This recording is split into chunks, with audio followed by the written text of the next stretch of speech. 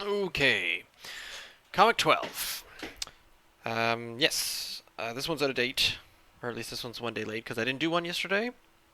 Just because I couldn't do one yesterday. I figure I'm trying to avoid video blogging my entire life, and so having this just be about a project. So I'm not going to describe it. I can't talk. The other thing is that I'm a bit louder today because I actually got some feedback. Not the kind of audio feedback. Never mind. So I got someone actually talking about the fact that my voice sounded a little quiet, and he wanted me to sound a little louder. So here I am sounding louder. People like my YouTube channel. It's very exciting. I need subscribers. I don't know even who I'm making fun of there. So, Comic 12. That is three different versions of drawing a projector. And all three of them seem to be two-dimensional.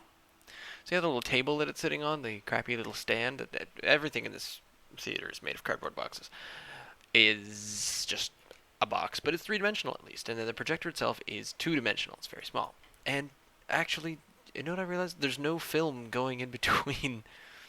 Oh, that's only if you reverse it, so it's actually going through the machine. But apparently I didn't like the circles, so I drew over them a million times in that first one. Kenny's head is very small. Then it's even smaller. Then all of a sudden he's the right size. Look at that, I drew down to the ankles. Except Jeff is slowly leaning backwards. This is the problem with, I think at this point I was drawing. Professionals have their writing table and their tablet and their desk. No, I drew this sitting on my floor, drawing my comics on my coffee table, with my legs stretched straight out in front of me. That's how I drew. Again, I am no cartoonist. I was just trying to prove to someone that it could be done.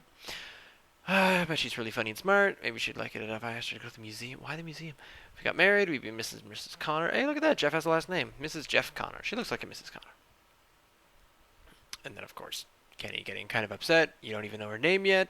Jeff, obviously not listening. So the humor there is that he's just blabbering on and on and on, making plans, even though he has no chance with her because she keeps hitting him. I bet our kids would be hot. So, oblivious. Jeff is very oblivious and hilarious. Now, of course, the character that Jeff is based on is not anywhere near this oblivious, but the interesting thing is that the character that Jeff is based on would have cut the girl, because he always does. He knows who I'm talking about. Everyone else knows who I'm talking about, too. The only blonde person I know. But yeah, he always got any girl that he wanted to. He once told me. In fact, there's a great story. The guy that Jeff is based on, there's a great story. We were driving down the street, and as we drove down the street, a car passes us. And this girl who's in the passenger side, my friend's driving and I'm in the passenger side.